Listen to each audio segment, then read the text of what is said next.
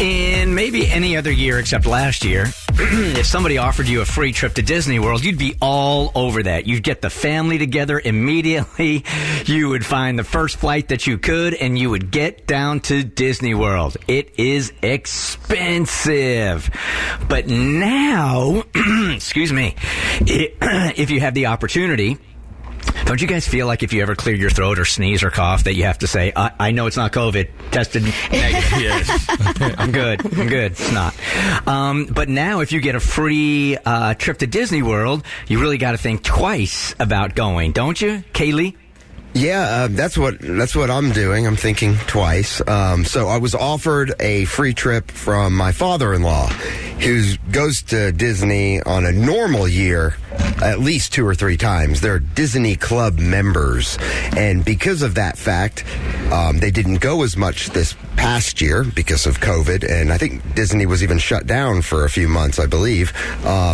So he More than a few, yeah. He has extra points that will burn up into the atmosphere if they are not used. He just got back from Disney, so they, I guess it was last month, and not only is he offering it, he's almost trying to convince me to go, because he's laying it all out. Like, he explained that everything is, first off, Disney is at 40% capacity right now, which I haven't been to Disney in probably 25 years, but I imagine that place gets packed. So 40%, you're waiting for rides for maybe 20 minutes versus 2 hours. He said that there is no cash. Everything is basically touchless. So you order your food from an app, you pick up your food from an app. You're not exchanging, money with anybody, and they are super strict about social distancing, and they take temperature checks. So they have no tolerance for people pulling their masks down or anything like that. Yes, Bert. And your wife already has the antibodies because she just got over COVID, right? Yeah, and so that was another thing. I'm we've all, my whole family's been exposed, all the kids, and Aaron and I. You said she didn't get tested. No. Has she got tested for the antibodies? Oh, no, she hasn't been back for a test for antibodies. Yeah, we can almost throw the antibodies thing out the window here. Here's what I know, Kaylee. I'm 11 months ahead of you on this conversation. The last time that Kristen and I had any tension on the air, off the air, was over this very thing.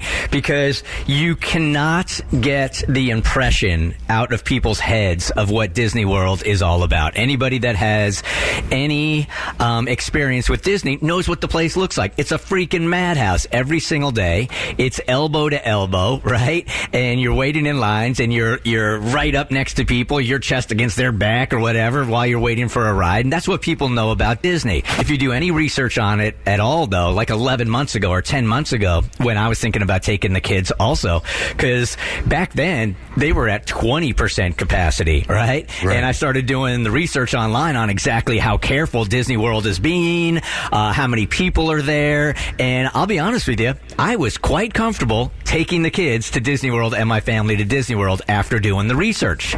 The truth of the matter is, I got beat up badly about the thought of even going back then, man. So I scraped it more for public reason than anything else. But to be honest with you, if I had to do it all over again, I probably would have gone. And I've said this time and time again on the show, that I am doing what I can. I'm trying not to be reckless in the pandemic, but I also am trying to live my life. So I have taken flights. I have gone to Colorado. I haven't stopped my life, but I'm trying to be as careful as I can. And I research every place that I go to. And Disney World, at least back then, I haven't done the research on it recently. Kaylee, I couldn't back you on this or not, but I would have felt comfortable doing it.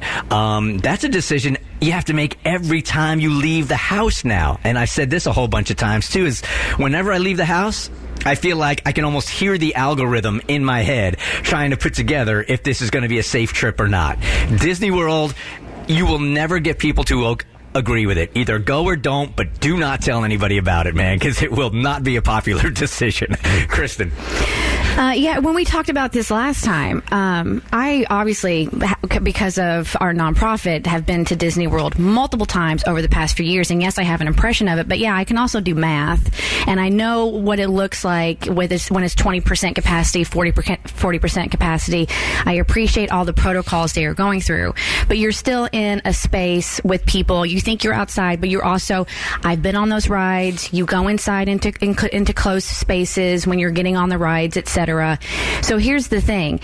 You're taking a calculated risk, bottom line, and you have to do the risk assessment. And it's not just, everybody's just focusing on Disney World. No, how are you getting there? Are you flying? Are you driving? If you're driving, how many times you got to stop at a gas station? You're going to be staying at a hotel.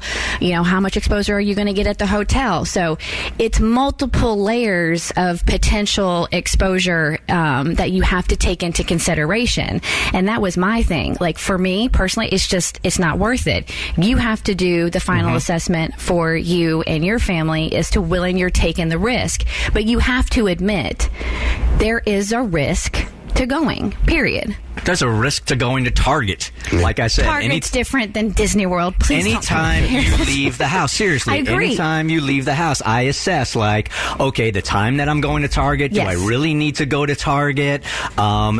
Every time I leave the house, it's a calculated risk. This is a different situation for sure. You're talking about getting on a plane, which I have done a couple of times. If I wasn't taking Delta, I probably wouldn't fly, to be honest with you, Kaylee. But these are all different things that you got to take into consideration. And I've gone to Hilton Head before. I went to South Carolina. And to me, Kristen is right. You got to calculate how many times you're going to stop in bathrooms, because they don't feel nearly as safe to me as a Delta flight.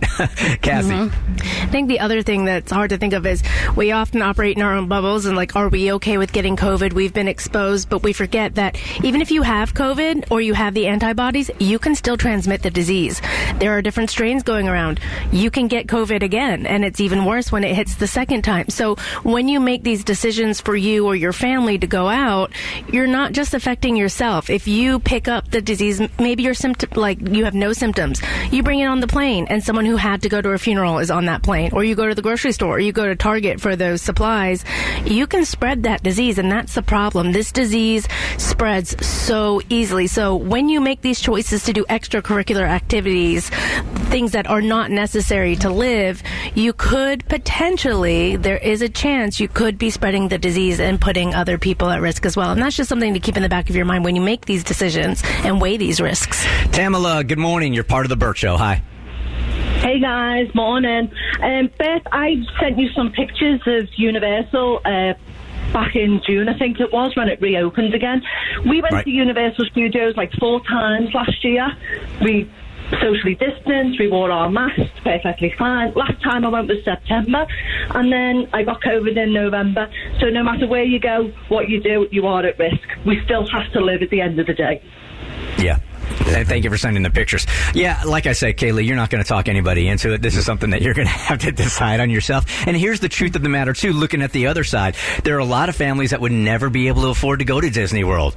And the prices have been cut a little bit. So you can actually go now in an environment that's not normal as well. And you also, I'm looking at these statistics as far as depression and suicide go, because people are staying inside their house. These are all the things that play into the algorithm in my head anytime I leave the house, man.